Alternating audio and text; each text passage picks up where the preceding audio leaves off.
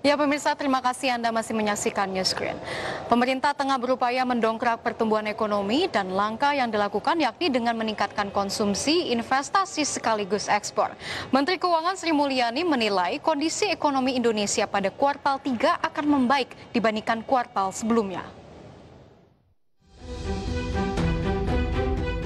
Menteri Keuangan Sri Mulyani Indrawati menilai kondisi ekonomi Indonesia pada kuartal 3 2020 akan membaik dibanding kondisi kuartal 2.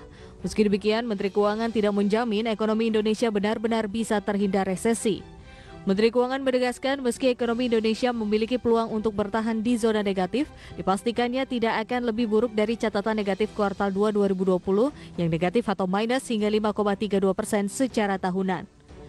Sri Mulyani menyarankan semua pihak untuk menjalankan protokol kesehatan secara lebih ketat agar akselerasi geliat aktivitas ekonomi dan bisnis yang mulai tumbuh saat ini bisa mendorong pertumbuhan ekonomi.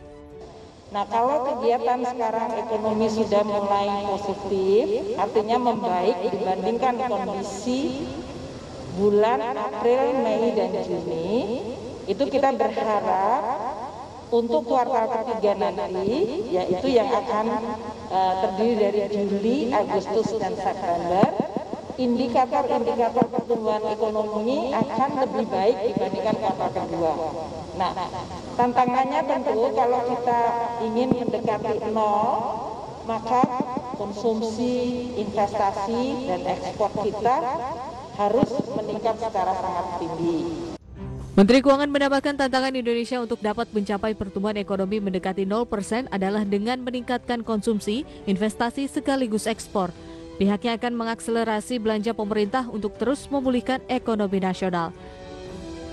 Dari Jakarta, Disa Amora, Rizky Solehudin, Ilham Elias, IDX Channel.